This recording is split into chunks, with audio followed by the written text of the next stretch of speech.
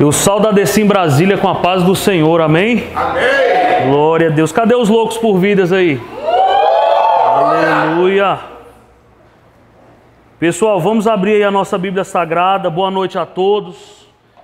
Que a presença de Deus venha resplandecer sobre a vida de cada um nessa noite. Vamos abrir a palavra de Deus. Glória a Deus. 2 Samuel, capítulo de número 6. E o verso de número 1 em diante diz assim. O epígrafe do texto diz: Davi leva a arca para Jerusalém. Versículo de número 1, capítulo de número 6. Tornou Davi a juntar todos os escolhidos de Israel, em números de 30.000.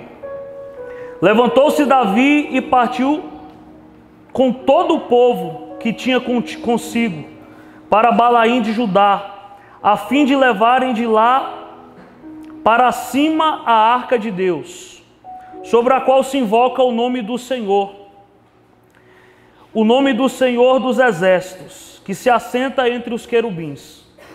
Puseram a arca de Deus em um carro novo e a levaram da casa de Abinadab, que está no alto da colina. Uzá e Aoi e Aiô, filhos de Abinadab, guiavam o carro novo. Levaram-na da casa de Abinadab, que estava no alto da colina, com a arca de Deus. E Aiô ia adiante da arca. Davi e toda a casa de Israel, alegrando-se perante o Senhor, com todo tipo de instrumentos, de pau, de faia, com harpas, com saltérios, com tamboris, com pandeiros e com cimbalos. Quando chegaram à eira de Nacon, estendeu Uzá a mão à arca de Deus e a segurou, porque os bois tropeçaram. Então a ira do Senhor se acendeu em Uzá. Algumas traduções vão dizer assim: e a ira do Senhor se acendeu contra Uzá. Mas no original, a tradução mais próxima do original, ela vai dizer assim, ó, e isso é de suma importância. Então a ira do Senhor se acendeu em Uzá. É totalmente diferente. E Deus o feriu ali,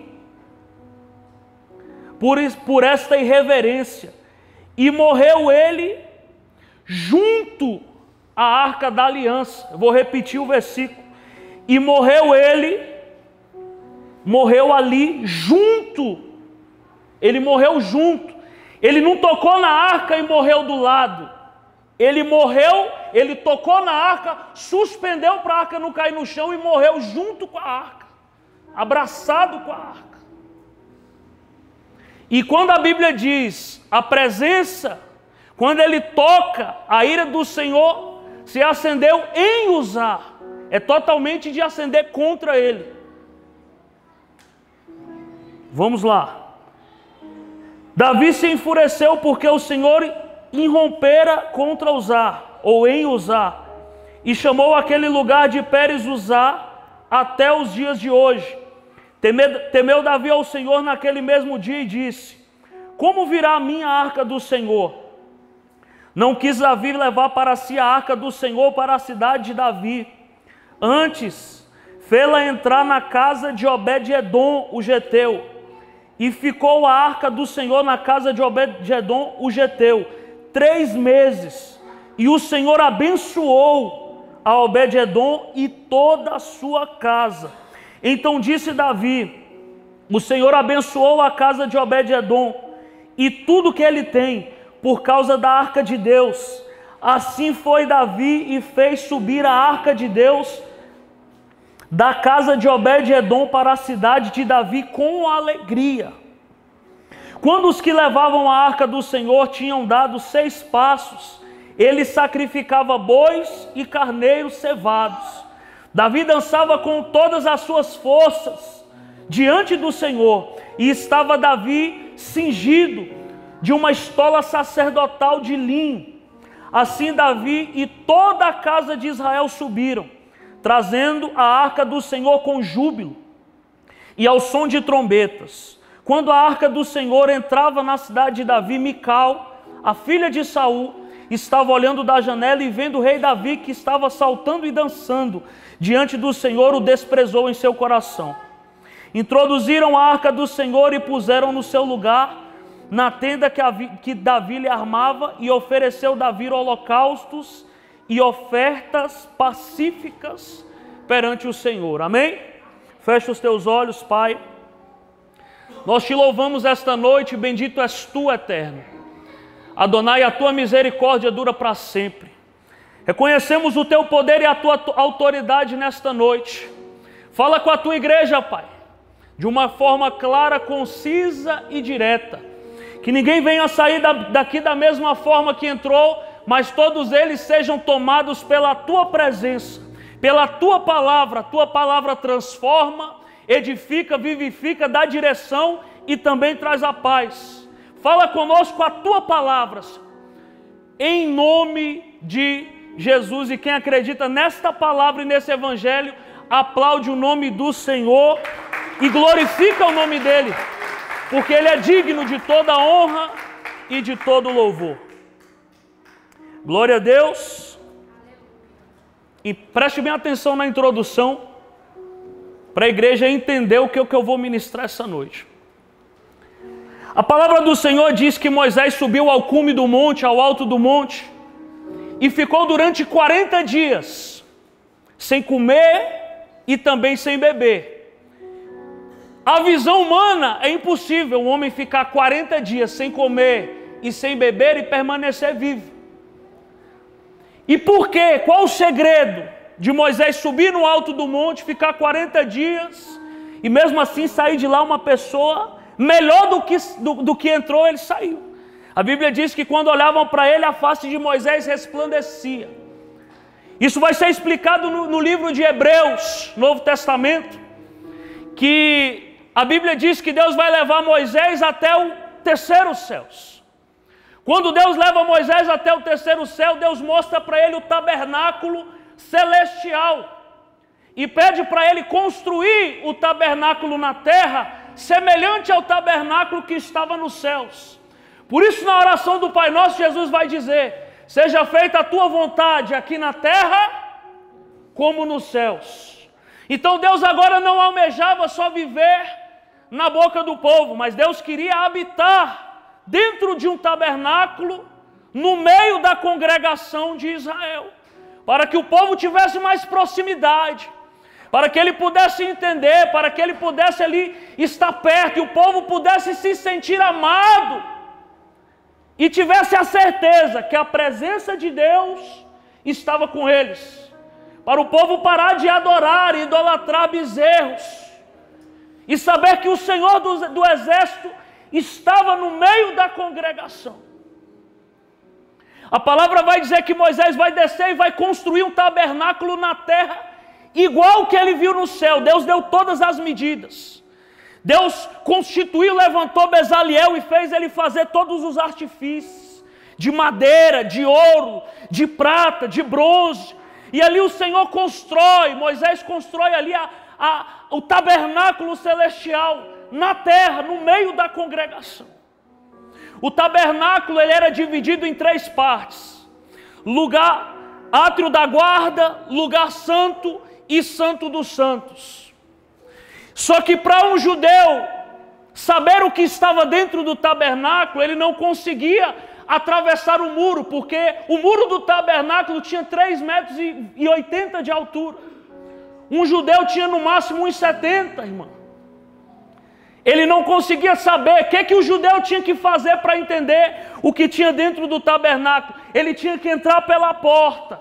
E existiam 3 portas que separavam os 3 lugares daquele tabernáculo. O nome da primeira porta se chamava Caminho. O nome da segunda porta se chamava Verdade. O nome da terceira porta se chamava Vida. Por isso que Jesus vai dizer, e os fariseus vão ficar enfurecidos: eu sou o caminho, a verdade e a vida, e ninguém vai ao Pai senão por intermédio de mim.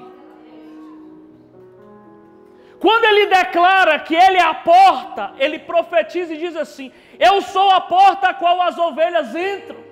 E a ovelha que entra pela porta alcançará pastagem. O meu Pai cuida dela. Todos aqueles que entram pela porta começam a conhecer a voz do bom pastor. Ele diz: eu sou o bom pastor. As minhas ovelhas reconhecem a minha voz. Mas todos aqueles que saíram do meu aprisco, em verdade vos digo, nunca me pertenceram. Aí às vezes a pessoa fala: não, eu estou desviado. Não, nunca conheceu a Deus. Porque aquele que ouve a voz do bom pastor não tem mais nada no mundo que satisfaça a alma dele. Como Pedro vai dizer depois de uma pregação duríssima: para onde iremos nós, Senhor, se só Tu tens a palavra de vida eterna? Aquele que entra pela porta não vê satisfação em outro lugar. Quando a pessoa entra pela primeira porta chamada caminho, existem duas coisas que me chamam a atenção. A primeira coisa que me chama muito a atenção é um altar de holocausto. Eu falei: Senhor, por que esse altar? O Senhor falou: é simples. Quando você entra na minha presença, a primeira coisa que tem que acontecer é o que diz em Romanos 12, capítulo 1. Rogo-vos, irmãos, pela excelência da revelação que está no Senhor, que apresentei os vossos corpos como um sacrifício no altar, vivo, santo e agradável a Deus, que é o vosso culto racional. O que significa isso, irmão Tito? Eu vou te explicar. Quando você entra na presença de Deus, a primeira coisa que tem que ser sacrificada é você mesmo, irmão. A primeira pessoa que tem que morrer é você mesmo. Porque aquele que não morre para o mundo não vive para a eternidade. Não, no Evangelho de Lucas ele vai explicar com mais perfeição. Ele diz assim: se um grão de trigo cai na terra e não morre, ele fica só. Mas se um grão de trigo cai na terra e morre, ele produz muitos frutos. Ele está dizendo assim: se o homem nasce para esse mundo do ventre da sua mãe, e quando tem entendimento não morre para este mundo e nasce para Cristo, ele fica só. Mas se ele nasce para esse mundo e morre para esse mundo, ele vai produzir muitos frutos. A segunda coisa que eu reparo é uma bacia de bronze que fizeram com os artefatos que tiraram do Egito. Aliás, o Egito está quebrado até hoje, irmão. Porque Deus fez o povo de Israel sair com toda a riqueza e tesouro do Egito. Depois daquilo, o Egito nunca mais se levantou. Então eles fazem uma pia de bronze e colocam água dentro daquela pia. Então o sacerdote se lava do sacrifício que ele fez lá atrás, troca as suas vestimentas, coloca uma veste branca, que simboliza justiça. E ele vai se lavar naquela água, simbolizando o batismo e o novo nascimento. Porque o ápice do Evangelho de Cristo Jesus não é a morte na cruz do Calvário. O ápice do Evangelho de Cristo Jesus é que ao terceiro dia Ele ressuscitou. Glória a Deus. Então quem morre no altar de sacrifício tem que se lavar nas águas, simbolizando o novo nascimento. Aí ele entra, o sacerdote entra pela segunda porta, chamado verdade. E quando ele entra por esta porta, três coisas me chamam a atenção. Primeira coisa que me chama a atenção são os 12 pães, referente às 12 tribos de Israel, referente aos 12 apóstolos do Novo Testamento, que os dois juntos simbolizam os 24 anciões que estão diante do altar e jogam as suas coroas e a sua glória aos pés do Senhor e declaram que toda honra, toda glória e todo louvor são dados a Deus. E Jesus diz: eu sou o pão da vida. Aquele que vier a mim comer desse pão jamais terá fome. Segunda coisa que eu observo naquele lugar é o candelabro com 7 caminhos, que simboliza as 7 manifestações do Espírito Santo sobre a face da terra. E Jesus diz assim: eu sou a luz do mundo. Tudo no tabernáculo remete a Jesus. Caminho, a verdade e a vida, a porta, o cordeiro vivo que foi sacrificado. Ele diz: eu sou a água da vida. Ele diz: eu sou o pão da vida. Ele diz: eu sou a luz do mundo. É tudo por Ele, é tudo para Ele. São todas as coisas, irmãos. A terceira coisa que me chama a atenção é o incensário, que o sacerdote faz ali a sua oração, coloca o resto do sacrifício, e a fumaça vai até o Santo dos Santos, e ele atravessa a terceira porta. Não é sobre isso que eu vou pregar, mas você precisa entender isso aqui. E eu já falei isso aqui na igreja. Quando você atravessa a terceira porta, que era um véu, que se chama vida, você tem acesso à presença do Altíssimo. Presta atenção. E um sacerdote, ou sumo sacerdote, que nos dias de Moisés é Arão, Gadol Cohen, sumo sacerdote, quando ele atravessa por baixo da cortina, ele vai com um cinto preso, uma argola de ferro que puxa ele, caso ele morra lá dentro, e um sino do outro lado. Porque se ele entra no Santo dos Santos em pecado, a própria glória de Deus já fulmina ele lá dentro. E a pessoa que está no outro lugar puxa ele para fora. Ele não pode tocar, ele não pode entrar no Santo dos Santos, se ele não estiver lavado e remido pelo sangue do Cordeiro que foi sacrificado lá atrás. A Bíblia vai dizer que quando eles pegavam aquele tabernáculo e mudavam de local, somente os filhos de Arão, do nome Coate, os descendentes de Coate, os coatitas, podiam pegar na Arca da Aliança. Eram 4 que faziam todo o ritual, pegavam na Arca da Aliança, na madeira, que eles colocavam 2 madeiras, um em cada ponta, e pegava na madeira, levantava, e eles começavam a andar no deserto. Se não fosse da tribo dos coatitas, não podia erguer a Arca da Aliança. A Arca da Aliança era de madeira por dentro e revestida de ouro por fora e por dentro. Por que de madeira de acácia? Porque a madeira simboliza nós, que somos corruptíveis, que o fogo queima, que a água apodrece. Mas Deus reflete o ouro por cima e por dentro. Por quê? Porque Deus está sobre nós, mas Ele também está em nós. E Ele é incorruptível, irmão. O ouro não embolora, o ouro não apodrece, o ouro é refinado pelo fogo. A água não causa dano nenhum no ouro. Por isso que a Arca de Aliança, ela é ouro por fora e também por dentro. Só que quando eu estudei a fundo, ela tem muito mais ouro por dentro do que por fora. E Deus falou comigo aí, pastor, porque para mim mais vale as coisas que estão dentro do que aquilo que está por fora. Ele está dizendo assim: ainda que o teu exterior se corrompa, o teu interior se renova. Ainda que por fora você esteja nessa noite em trapos, por dentro Deus está te restaurando, Deus está te fazendo prosperar, Deus está te fazendo crescer.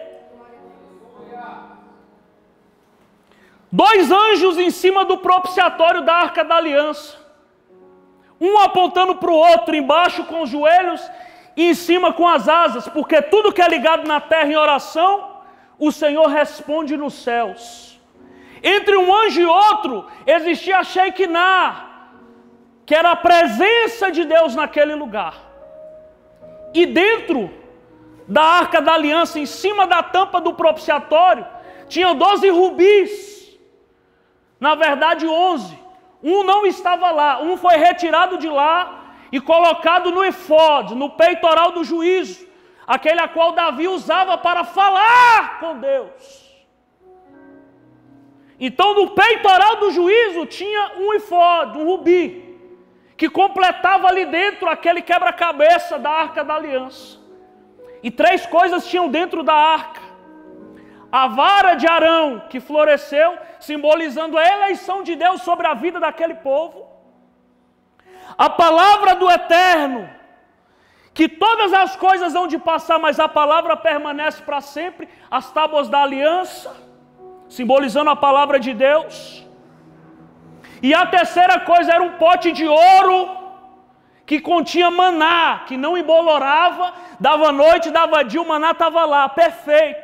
Assim é todo aquele que está no centro da vontade de Deus. Ele não tem prazo de validade, ele não vai perecer, mas a Bíblia diz que ele receberá a vida eterna.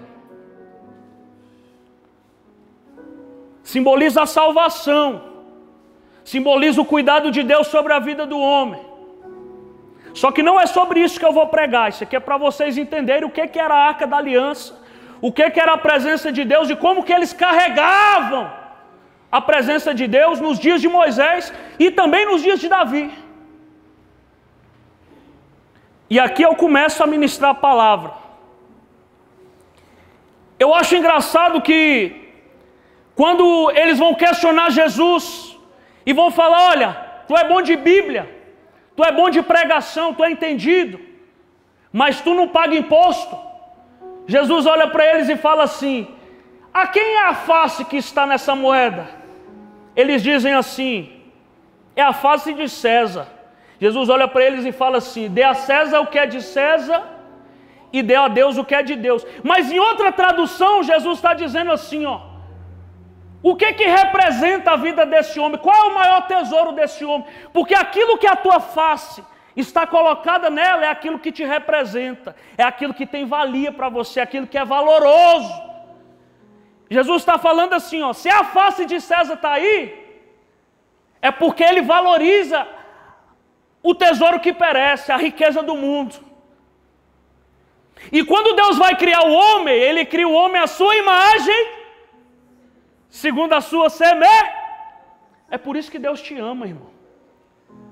Deus não botou a imagem dele numa moeda. Deus não botou a imagem dele num esfinge. Na verdade, Deus falou, nada que faça nessa terra é grandioso demais para resplandecer a minha face. Mas quando ele vai criar você, irmão, ele tira de dentro dele, junto a Deus, o Espírito Santo e Jesus, e ele diz assim, ó, façamos o homem à nossa imagem, segundo a nossa semelhança.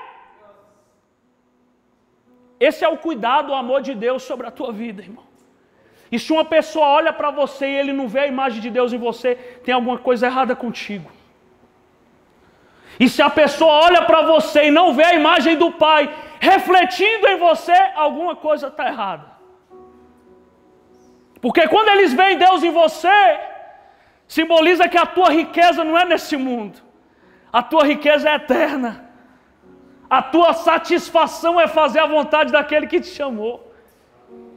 O teu chamado é viver os planos e os projetos de Deus sobre a tua vida. A palavra de Deus vai dizer, irmão, que eu começo a pregar, que nos dias de Davi, passaram-se 14 juízes, passou Moisés, passou Josué, passou Caleb, passou os juízes, passou Saul, mas ninguém conseguiu conquistar Jerusalém. E Deus vai dar estratégia para Davi. Ele vai falar, não é por cima, é por baixo. E Davi, ele vai entregar nas mãos de Davi aquilo que ele não entregou para ninguém. Porque ele tinha uma aliança com Deus. Ele conquista Jerusalém. Ele conquista aquela nação. Ele derrota os jebuseus, que eram homens perigosos em seus dias. E Davi, ele vai restaurar e restabelecer ali uma cidade, que vai ser ali a sede de Israel, a capital de Israel. E quando eles terminam de restaurar a cidade, eles vão fazer uma grande festa de inauguração. Quando eles vão fazer a festa de inauguração, já estava tudo preparado.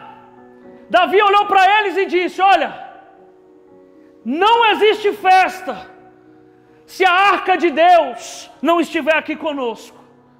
Não existe festa sem a presença do Eterno.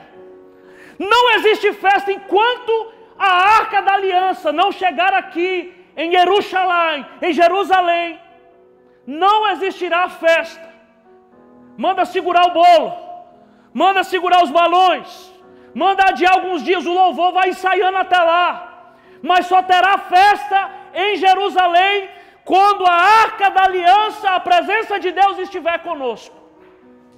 Por quê? Porque Saul, quando governou, ele engessou a arca da aliança durante 20 anos na casa de Abinadab, no alto do monte. Quem era Abinadab? Abinadab era um sacerdote. Abinadab era da tribo de Levi. Abinadab era um homem de respeito, que ali passou a sua posteridade, Eleazar, o seu filho mais velho, que ali estavam cuidando da arca da aliança durante 20 anos, irmãos. E por que eu vou ministrar esta mensagem hoje? Porque Deus falou comigo, pastor.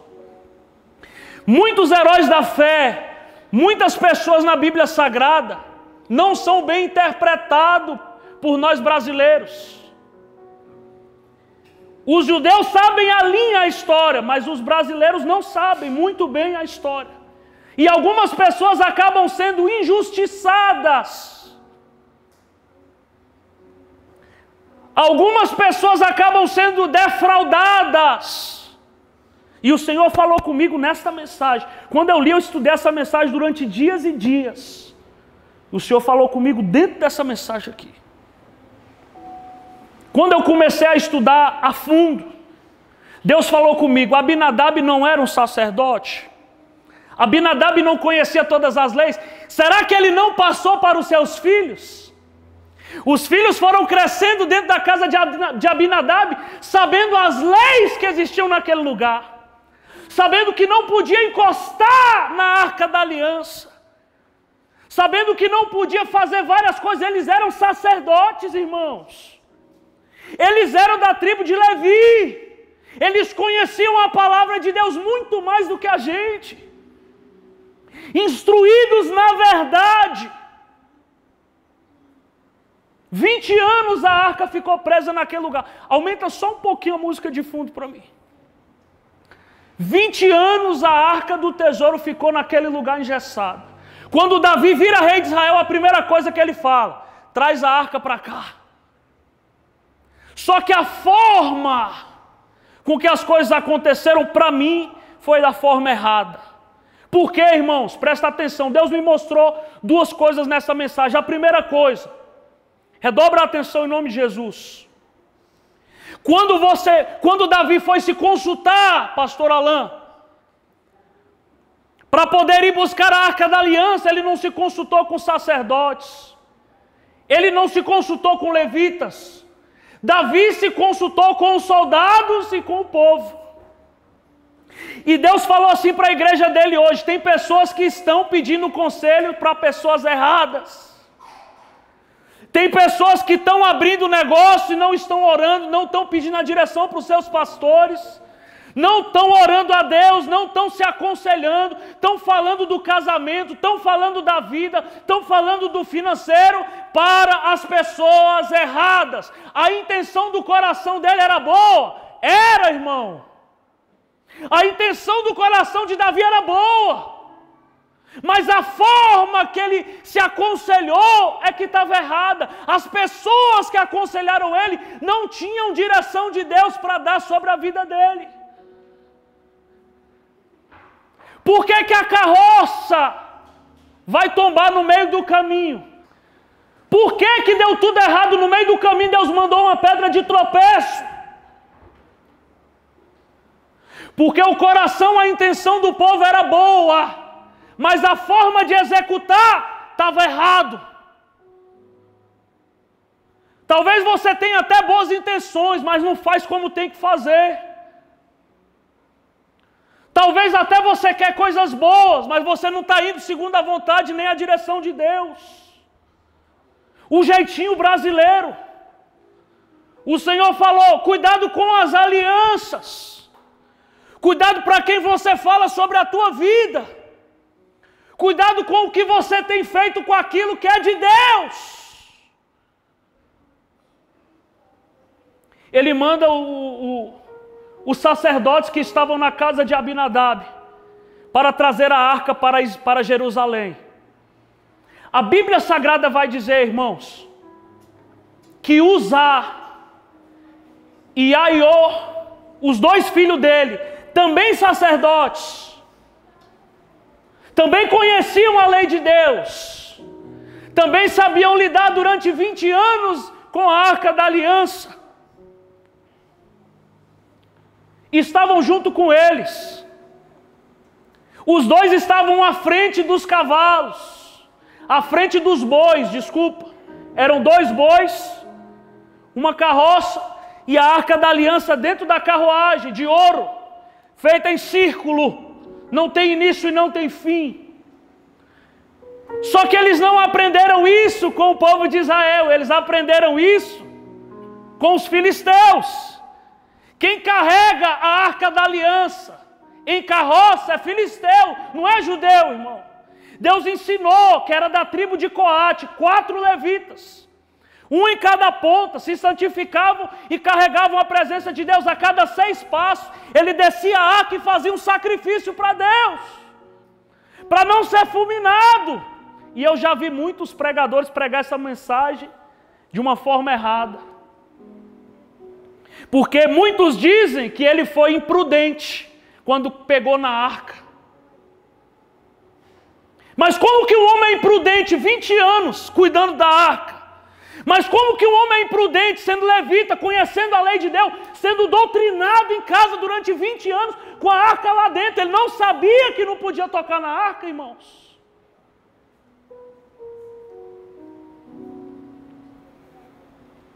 Será que ele era imprudente? Será que ele era imaturo? Será que ele agiu de qualquer jeito? Será que ele fez para Deus de qualquer forma? Porque de fato ele errou. Ele errou. Ele não fez da forma que devia fazer. Não fez. Mas será que esse cara aqui é uma pessoa ruim, despreparada, como muitos taxam ele? Porque eu já vi pregador falar assim, ó. Quando a arca foi para a casa de Obed-Edom, tudo que Obed-Edom fazia prosperava durante 3 meses. Mas na casa de Abinadab faltavam as coisas. Negativo, irmão. A Bíblia não fala isso. A Bíblia não fala como é que foi 20 anos com a presença de Deus na arca da aliança dentro da casa de Abinadab. Aí eu pergunto, Deus está na tua casa, a tua vida está ruim, irmão? Não tem como a tua vida ser uma desgraça com a presença de Deus dentro da tua casa, dentro do teu casamento, dentro da tua família, dentro das tuas finanças. Será que a tua vida não prospera? 20 anos cuidando das coisas de Deus, no centro da vontade de Deus? Impossível. Vou repetir para os irmãos. Impossível. O que você está querendo dizer, pregador? Eu vou te falar. Quando eles chegam, a carroça chega, eles pegam a arca da aliança. Os 2 filhos vão dirigindo a arca na frente, junto com os bois, vão puxando os bois pela frente. Quando o boi vai tropeçar na pedra, ele fica inclinado, a arca pendula para trás, o boi fica pendurado em cima, e a arca vai tocar na terra, irmão, redobra a atenção. Quando a arca vai tocar na terra, vocês têm dimensão do que acontece com a terra se a arca tocar na terra, irmão? Presta atenção. Eles estão carregando uma bomba nuclear dentro de uma carroça carregada por 2 bois, irmão. Se um cara encosta na arca, ele morre, ele frita. Você imagina se uma arca dessa cair no chão e abrir. A Bíblia diz que 70 homens de Deus olharam, a arca apenas abriu. Nem os 70 viram, mas os 70 morreram só por ver a arca se abrindo. Imagina se essa arca cai no chão, irmã Suziane. Irmão, é igual uma bomba nuclear. Segundo o historiador Flávio José, se essa arca caísse no chão, toda a terra, a 20 quilômetros, sul, norte, leste, oeste, seria uma terra improdutiva. Todos os homens que estavam ali, no campo de 20 quilômetros, iriam morrer na hora. Inclusive o responsável pela falta de organização, que era o próprio rei Davi. estava lá junto com o povo, reuniu o povo, está todo mundo ao redor, irmãos. Se a arca cai no chão, morre todo mundo frito. Se a arca cai no chão, existe escassez e improdutividade sobre a terra. Será que aquele homem que tocou naquela arca e colocou a arca para cima, será que o ato daquele homem foi um ato de desonra, de não conhecer a lei, de não conhecer a Deus? Não, irmão, foi um ato de sacrifício. Ele sacrificou a si mesmo pela vida de muitos que estavam ali, irmãos. Isaías capítulo 53 vai falar sobre isso. Ele diz assim, ó: quem deu crédito à nossa pregação e quem deu ouvidos à mensagem do Senhor, ele desceu como renovo, como a raiz de uma terra seca. Nele não havia formosura para que a desejássemos, contudo ele foi transpassado pelas nossas transgressões, ele foi moído pelas nossas iniquidades. O castigo que nos traz a paz estava sobre ele, e pelas suas pisaduras, e pela sua morte na cruz, e pelas suas feridas, fomos sarados. O sacrifício de Uzá está mais como o sacrifício de Cristo na cruz do Calvário.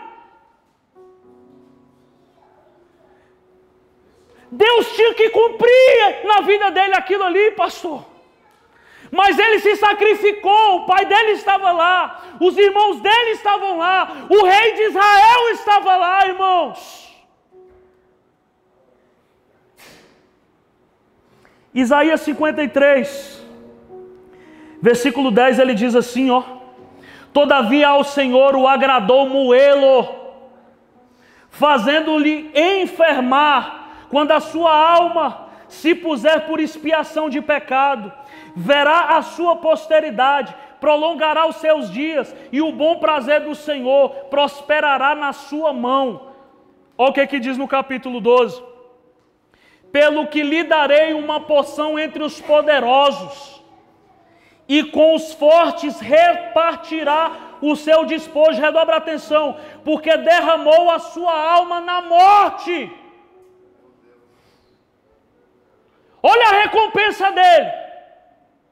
E foi contado entre os transgressores. Uzá até hoje é contado entre os transgressores. Uzá até hoje é contado sobre aqueles que não serviam a Deus como devia servir. Mas o sacrifício de Uzá salvou a muitos.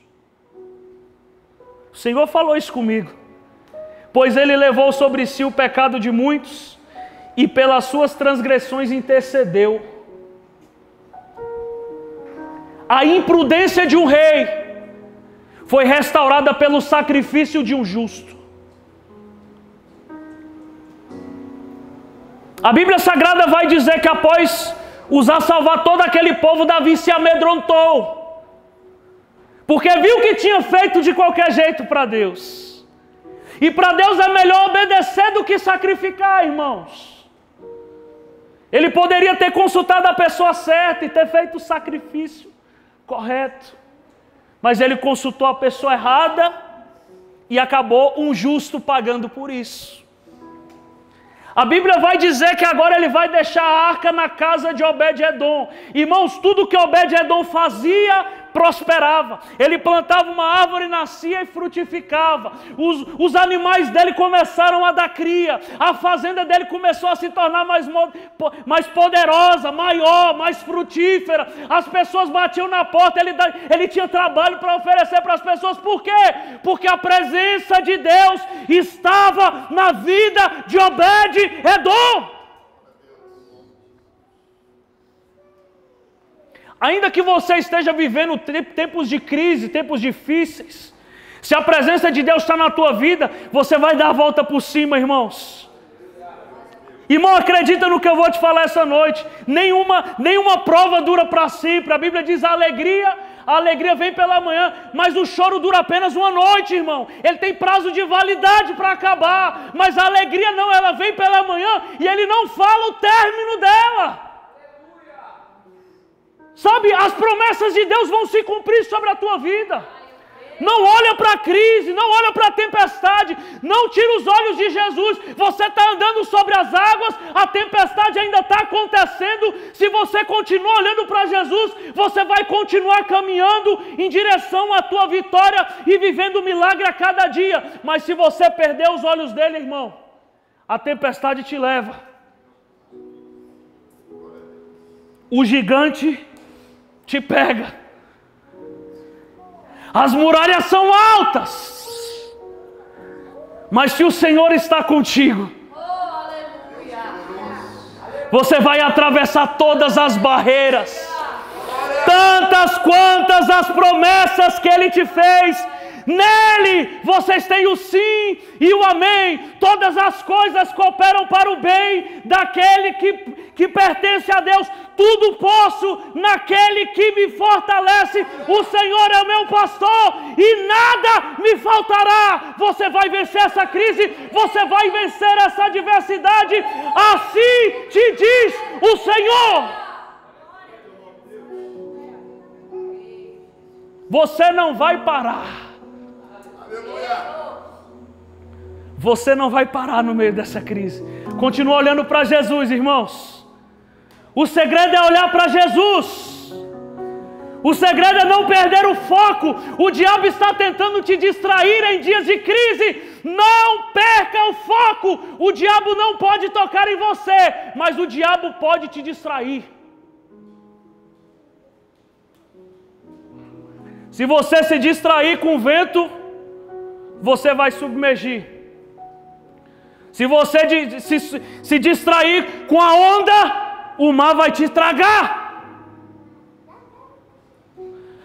Mas eu fico com o que o profeta Isaías nos ensinou. Se passares pelo fogo, ele não te queimará. Se passares pelas águas, ela não te submergirá. Você está andando sobre as águas na presença daquele que tem todo o poder em suas mãos. Alfa, ômega, princípio, fim, aquele que era, aquele que é, aquele que há de vir. Ele é conhecido como o Cordeiro Santo que tira o pecado do mundo, mas voltará como o leão da tribo de Judá. Nada é demasiadamente difícil para ele, irmãos. Para ele uma palavra, o vento se acalma e o mar se aquieta.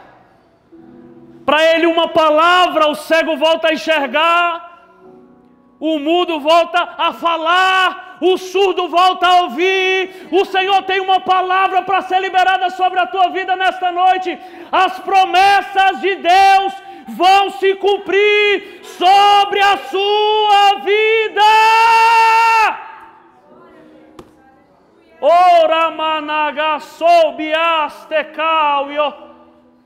Os planos de Deus são maiores que os teus, irmãos. Os projetos de Deus são mais altos que os teus. Você projetou algo e talvez esteja frustrado, mas Deus está dizendo assim: eu preparei algo maior sobre a tua vida. Eu preparei uma empresa maior sobre a tua vida. Eu preparei um ministério para te abençoar sobre a tua vida, sobre a face da terra. A tua casa não perecerá em dias de crise. O teu casamento não perecerá em dias de adversidade. O Senhor vai te prosperar.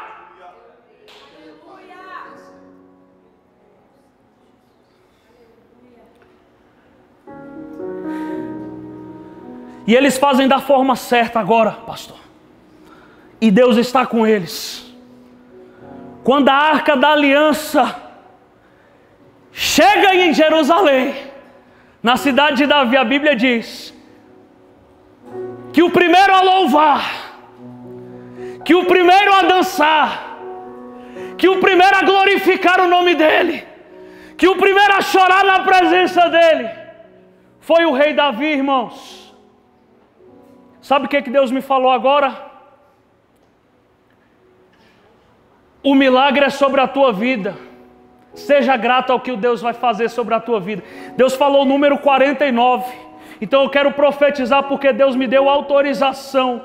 Em 49 dias, você vai glorificar, você vai pular, você vai saltar. Existe resposta de Deus. Irmão, não é na carne, conta aí. 49 dias, uma boca vai se abrir ao teu favor. Uma resposta de Deus virá sobre a tua casa, sobre o teu ministério, sobre a tua família. Você não será frustrado.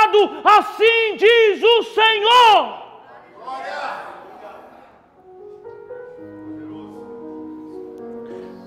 Quem tem que ser grato pelo que recebe é você, rapaz. Se Deus abre a porta na tua vida em 40 dias, o primeiro a vir aqui contar o milagre é você, rapaz. É você que tem que saltar na presença dEle. É para Ele que, mesmo que não aconteça nada, seja grato. Entoe louvores ao Senhor. A adoração de Davi ficou eternizada na Bíblia Sagrada. A primeira pessoa que tem que glorificar a Deus, com testemunho, oferta, entrega, adoração, choro, é você. A porta vai se abrir. Escreve aí essa data aí de hoje. Bota no teu calendário, 49 dias. O Senhor me falou essa data. Uma resposta de Deus está chegando sobre a tua vida e sobre a tua casa. Os planos de Deus vão se cumprir sobre a tua vida. Vai se cumprir. Vai se cumprir. Você vai ver. Você vai ver. 49 dias. O projeto será consumado sobre a tua vida. Aquilo que você está pedindo a Deus, aquilo que você tem descido em oração, as portas do céu se abrirão sobre a sua vida. Só que tem gente que vai ficar com raiva, tá? Quando olhou lá de cima do castelo e viu o homem pulando, dançando, rodopiando no mistério, a Bíblia diz que Mical ficou endemoniada. E por isso nunca mais gerou, irmãos. Sabe o que Deus está falando? Se por um caminho eles te perseguem, por 7 caminhos eles fugirão de vós. Sabe o que Deus está falando? Ramã fez uma forca para matar Mardoqueu. Pegou a forca, mediu no pescoço dele, mediu a altura certinha, fez tudo pronto para poder tentar destruir o servo de Deus. Sabe o que Deus está falando? Tem alguém tramando contra a tua vida, tem alguém tentando destruir a tua vida, tem alguém com inveja da tua vida, mas aquele mesmo que fez a forca é o mesmo que vai ser enforcado. Todo demônio que se levanta contra a tua vida cai por terra agora, em nome de Jesus. Nenhuma arma forjada contra a tua vida prevalecerá, assim diz o Senhor. 1000 cairão à tua direita, 10.000 ao teu lado, mas você não será atingido. Bondade e misericórdia sobrevirão sobre a tua vida todos os dias da tua vida, até a volta de Cristo. E quem acredita nisso, aplaude o nome de Jesus.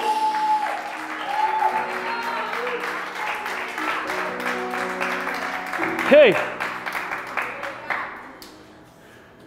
Quando Jesus chama o cego Bartimeu, as pessoas estavam falando: não vai não, não vai não, ele não vai te ouvir, você é ninguém. O cego continua gritando mais alto. A adoração do cego chega até os ouvidos de Jesus. Jesus paralisa e fala: chamem o cego. Quem que vai chamar o cego, irmão? Quem estava falando assim: você não é capaz, você não vai conseguir, para você não dá, essa porta é muito grande para você. O mesmo que falou para você que não vai dar certo, é ele que vai ter que te chamar e vai dizer: Jesus está te chamando, Jesus te escolheu, Jesus vai curar essa cegueira hoje, Jesus é na tua vida.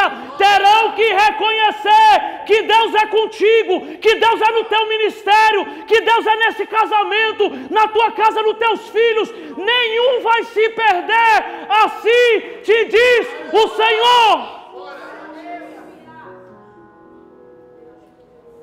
A mulher se endemoniou, falou, o cara tá dançando, tirando a roupa, louvando, adorando. Que conversa fiada é essa?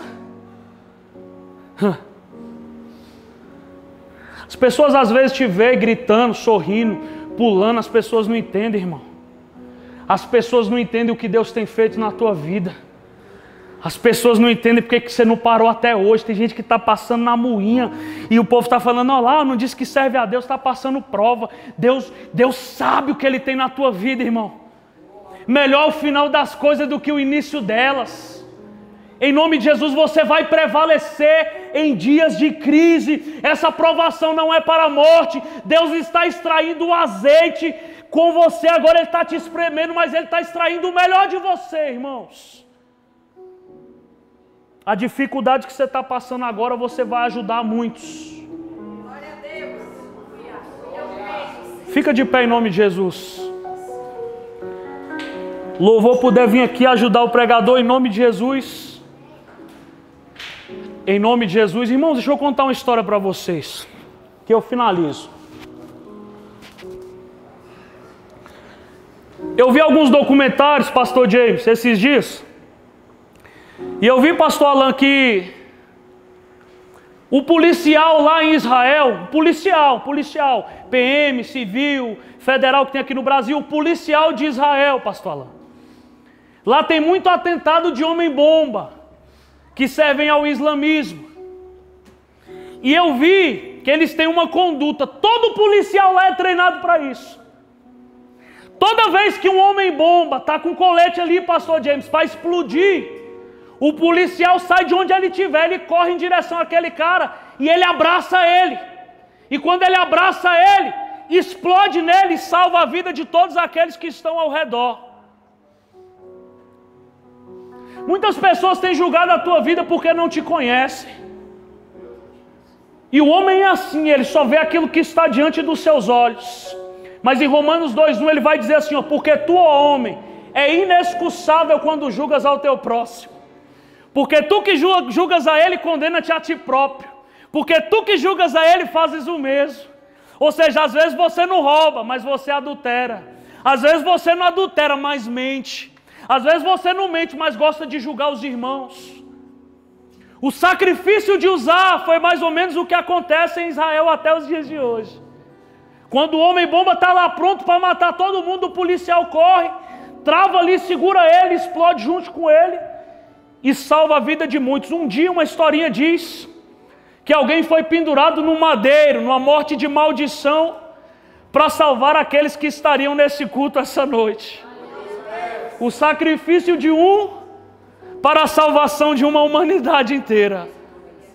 Fecha os teus olhos em nome de Jesus, nós vamos louvar a Deus. Peça para Deus perdão essa noite, irmãos. Se volte para os caminhos do Senhor. Peça direção para Deus, porque Deus tem um plano sobre a tua vida no ano de 2023. Ainda que você esteja desacreditado ou desacreditando do que possa acontecer no Brasil, Deus não perdeu o controle da tua vida. Deus não perdeu a chave da vitória. Deus não perdeu a autoridade dele sobre o teu amanhã. O teu amanhã pertence a Ele. Fecha os teus olhos em nome de Jesus.